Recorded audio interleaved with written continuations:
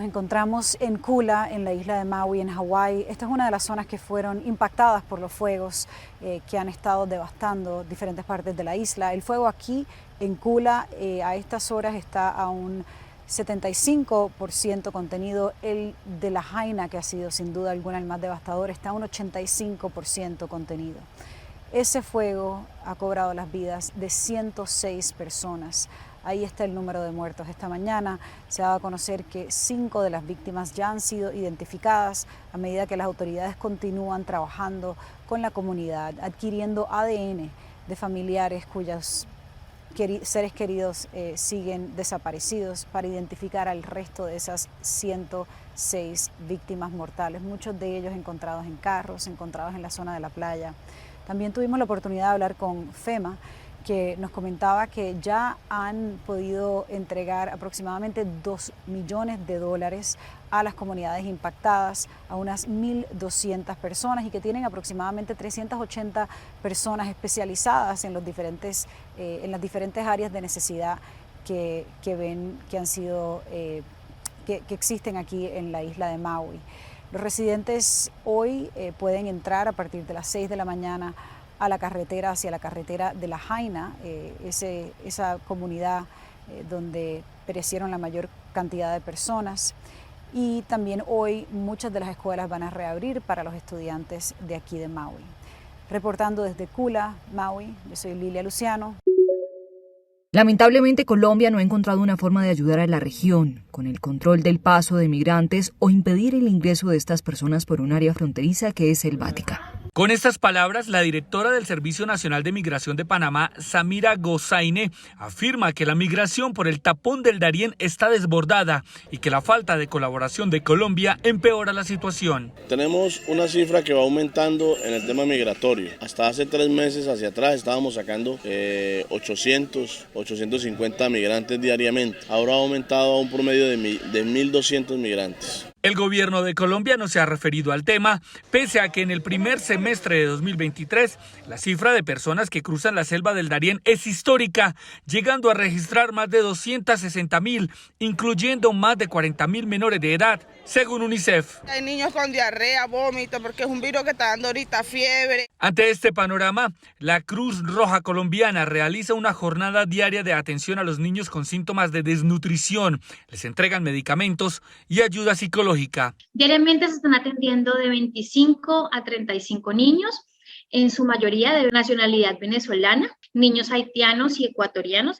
Autoridades locales advierten un posible nuevo represamiento en Necoclí, municipio que es paso obligatorio para cruzar la frontera natural entre Colombia y Panamá. Les está informando Yair Díaz de La Voz de América para Telearuba. Durante casi 3 horas, 7 candidatos a la presidencia de Ecuador debatieron sobre sus ofertas de campaña, a 8 días de una elección anticipada marcada por la peor ola de violencia que enfrenta el país sudamericano. En el evento se rindió un corto tributo a la memoria de Fernando Villavicencio, postulante asesinado por sicarios el pasado miércoles 9 de agosto. Los aspirantes que llegaron en medio de un fuerte dispositivo respondieron preguntas sobre 5 ejes temáticos. El primer tema en agenda fue el de las soluciones frente a la inseguridad, que llevó incluso a uno de ellos a llegar vistiendo un chaleco antibalas. Liderar, equipar y entrenar a nuestras fuerzas del orden e integrar todas las fuentes de inteligencia. Vamos a volver a hacer de Ecuador un país de paz, de tranquilidad, limitando el acceso de los ciudadanos con pasado judicial. La economía y la generación de empleo también formaron parte del diálogo. La herencia que nos dejan los gobiernos del pasado es una tragedia nacional en términos de política económica. Que todo recurso fresco que llegue al manejo del Estado vaya a la agricultura, al emprendimiento, a la construcción. Con empleo es que vamos a volver a tener dignidad y tranquilidad en nuestras calles. El formato de debate generó confusiones entre los participantes e incluso moderadores. Me repite la pregunta, por favor, porque ustedes se interrumpen a cada rato y no dejan de contestar. El debate se cumplió a una semana de los comicios. El CNE anunció que la postulación del periodista Cristian Zurita en reemplazo de Villavicencio solo será oficial luego de cumplir los trámites correspondientes y superar eventuales objeciones e impugnaciones. Por ese motivo, no participó. Desde Quito, este fue un informe de Néstor Aguilera de La Voz de América para Telearuba. La Casa Blanca no ha declarado oficialmente una emergencia nacional, aunque el presidente Biden considera que técnicamente lo ha hecho. Así lo indicó el mandatario durante una entrevista con The Weather Channel. Hemos conservado más tierra, nos hemos reincorporado al Acuerdo Climático de París, aprobamos $360 mil millones para instalaciones de control del clima. Estamos avanzando. Esta es la amenaza existencial para la humanidad. La posibilidad de elevar el desafío climático como una emergencia nacional ha rondado en la Casa Blanca. Funcionarios de la administración aseguran que la reciente alerta de calor emitida por Biden es una señal, además del multimillonario presupuesto. Pero organizaciones y activistas ambientales consideran que las medidas no serán suficientes hasta que el gobierno no controle las emisiones de combustibles fósiles. Estados Unidos ha sufrido 15 eventos meteorológicos entre enero y julio que han generado un gasto de $15 mil millones, el monto más alto registrado desde 1980 según la Administración Nacional Oceánica y Atmosférica. El calor extremo es tan solo una de las más recientes preocupaciones, indicó a La Voz de América el administrador del organismo.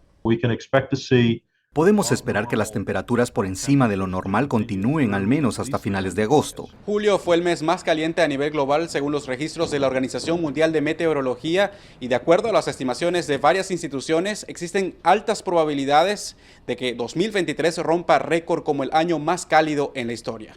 Desde la Casa Blanca reporta Jorge Agobián de La Voz de América para Telearuba. Así quedó el novelón sobre el futuro de Neymar. Al jugar 2 temporadas en el Al Hilal de Arabia Saudita, el brasileño se meterá al bolsillo 320 millones de euros. ¿Cómo se puede decir que fue un mal negocio si él va a ganar casi 440 mil euros al día? Pero ¿qué se puede decir sobre la gestión de su carrera? Hasta ahora el delantero no tuvo la oportunidad de coronarse como el mejor futbolista del mundo, pues le tocó competir nada más y nada menos que con Messi y Cristiano Ronaldo. Sin embargo, ahora que ellos están con una edad más avanzada, el brasileño prefirió priorizar el ámbito financiero. De acuerdo con el periódico francés L'Équipe, Neymar planea regresar al fútbol europeo al final de este contrato, pero la realidad es que cuando eso suceda tendrá 33 años.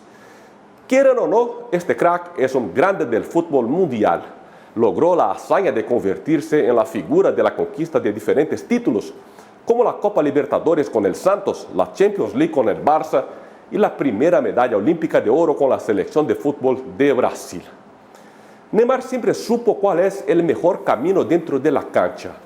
Por fuera del campo no se puede decir esto con tanta seguridad. Desde São Paulo, Brasil, Dan Cister para Telearuba.